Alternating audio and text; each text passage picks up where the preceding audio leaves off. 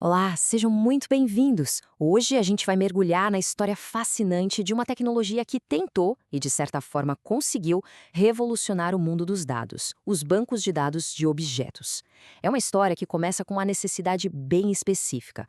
Como é que se armazena informações que são muito, mas muito mais complexas do que simples dados de negócio? Daí nasceu uma abordagem totalmente nova.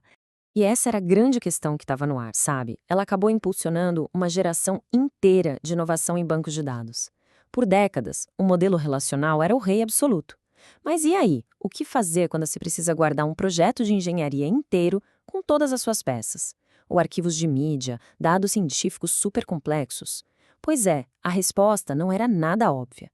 Ok, então vamos direto ao ponto. Para a gente entender por que uma solução nova era tão necessária, primeiro a gente precisa dar uma olhada nos limites do campeão da época, o bom e velho banco de dados relacional.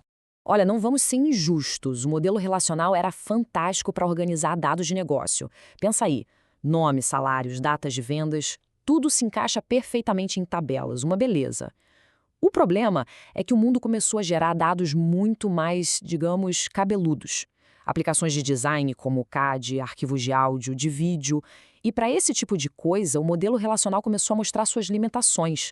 Era como tentar forçar uma escultura a caber dentro de uma planilha. Simplesmente não dá. E foi exatamente nesse cenário de dificuldade que surgiu um desafiante. Uma ideia nova, que não nasceu no mundo dos dados, não, ela veio do mundo da programação.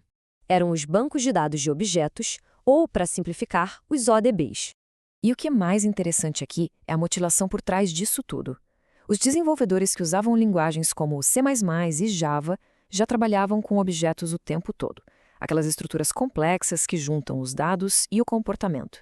Então, o que eles queriam era um banco de dados que falasse a mesma língua, um banco que pudesse armazenar esses objetos do jeito que eles eram, diretamente, sem aquela tortura de ter que desmontar tudo em dezenas de tabelas. Certo. Mas o que exatamente tornava um banco de dados de objetos tão diferente assim na prática? Vamos dar uma olhada nos conceitos fundamentais que definiram essa tecnologia. O primeiro de todos, e talvez o mais importante, é a tal da identidade do objeto, ou a OID. Pensa nele como se fosse o CPF de um dado. Ao contrário de uma chave primária num banco relacional que até pode mudar, o AID de um objeto nunca, jamais muda. Isso garante que aquele objeto mantenha a sua identidade única para sempre, mesmo que todos os seus dados internos sejam atualizados. É um conceito super poderoso. Em seguida, vem outra ideia genial: as estruturas de tipos complexos.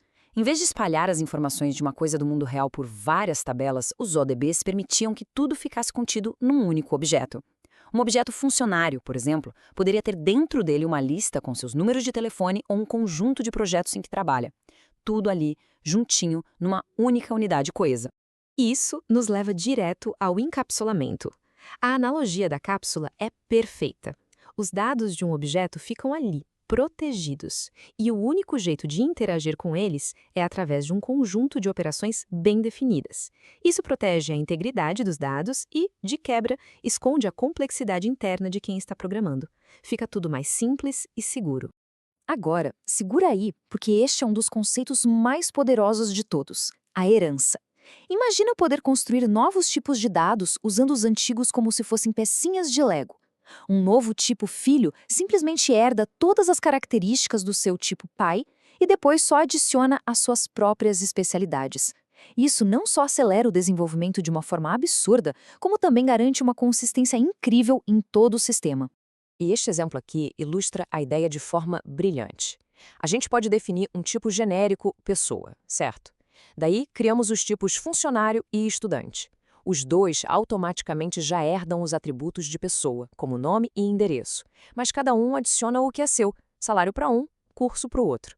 É uma forma muito elegante e eficiente de modelar o mundo real.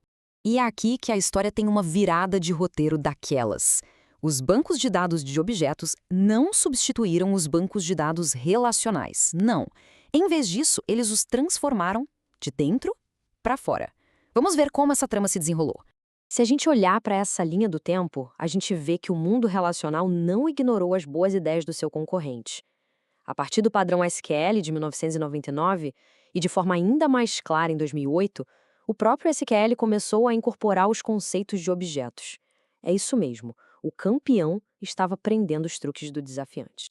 E essa frase aqui resume perfeitamente o que aconteceu. A indústria reconheceu o valor dos conceitos dos ODBS. Então, em vez de uma substituição, o que a gente viu foi uma fusão.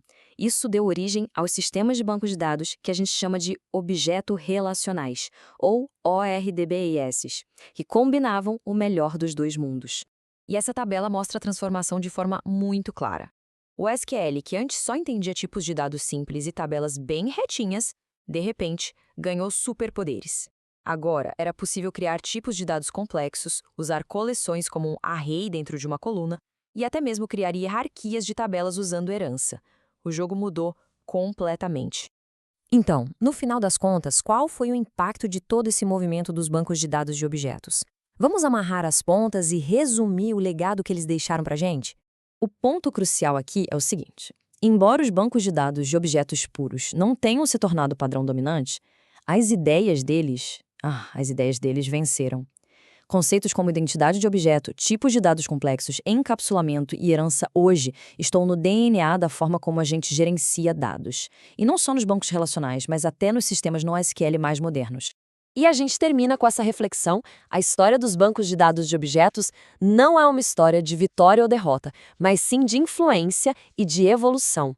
Ela nos mostra que muitas vezes na tecnologia, as ideias mais poderosas não são as que substituem o que já existe, mas sim aquelas que transformam o antigo em algo novo e muito mais capaz. Muito obrigada pela companhia.